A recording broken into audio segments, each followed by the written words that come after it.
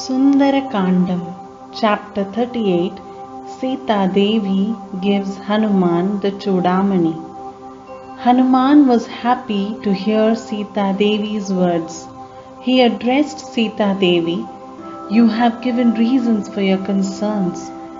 Yes, it is difficult to travel 1000 yojanas on my back. Your second objection, that you will not touch another man, is noble.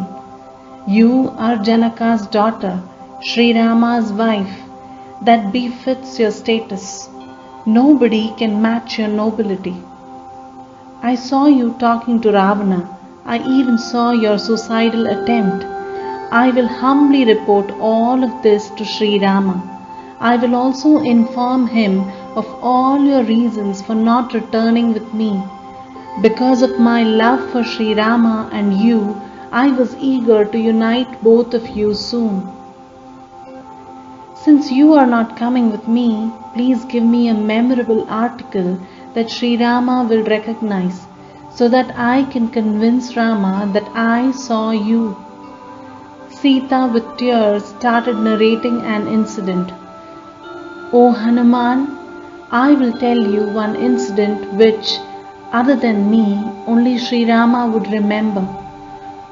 On the Chitrakuta mountain in the northeast direction, on the banks of Mandakini river, we were living in Siddhashrama.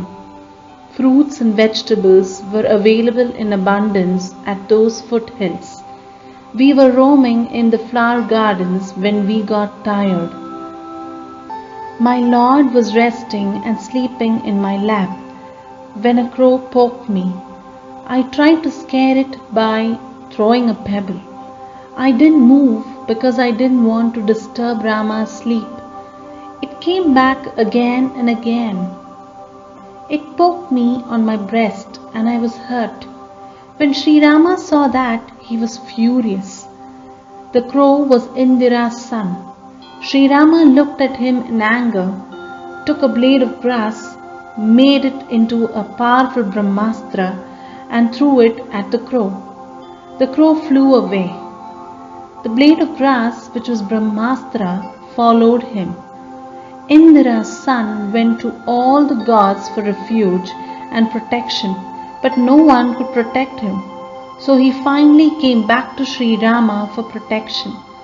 The actual punishment for his offense should have been death, but kind-hearted Sri Rama pardoned the crow. Sri Rama told the crow that he must use the weapon since it should not be wasted. He asked the crow what he should do with the weapon. The crow suggested that Sri Rama poke its eyes so its life could be saved.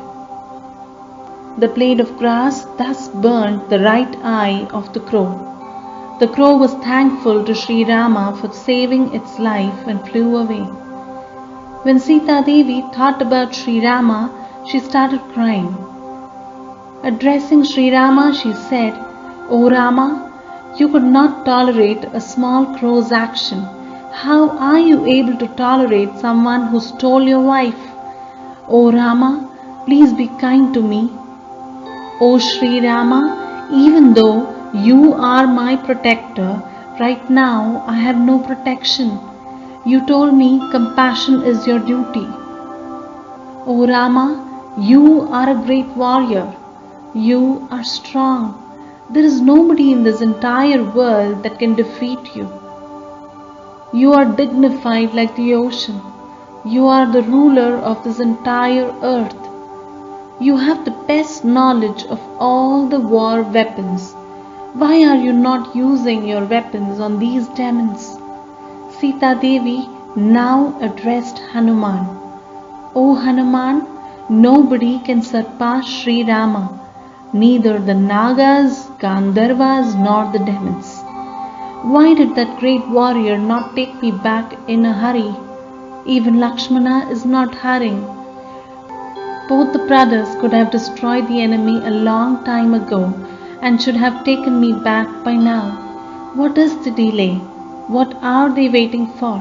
There is no doubt I have done some bad deeds. Otherwise, these efficient warriors would not be quiet." Sita Devi cried with sadness. Hanuman told Sita Devi, O Mata, because of Sri Rama's sorrow for you, he is disinterested in everything. If Sri Rama is sad, Lakshmana also becomes sad. Somehow I am able to come and see you. Very soon all your anguish will disappear. These two are enthusiastically waiting for my return. Sri Rama will destroy the evil Ravana along with his entire family and take you back. O Devi, what message would you like me to deliver to Sri Rama, Lakshmana and Sugriva? Sita Devi replied, Hanuman, my full respects to the son of Kaushalya. Tell him I inquired about his well-being. Lakshmana, Sumitra's son, left all his wealth, pampered riches, ornaments and servants to follow Sri Rama to the forest. That great man has been serving his brother with love and devotion. Lakshmana always respected and considered us as his parents. He was quite like my father-in-law. Because Lakshmana was always with him, Sri Rama did not think of his father much. Tell Lakshmana that I am okay. Tell Sri Rama several times that I shall live for only 2 more months. After that, I will not live. Sita Devi gave Hanuman her hair ornament, the Chudamani. He was very happy to take it. Hanuman went around Sita Devi 3 times and stood aside. His heart was filled with joy because he saw Sita Devi.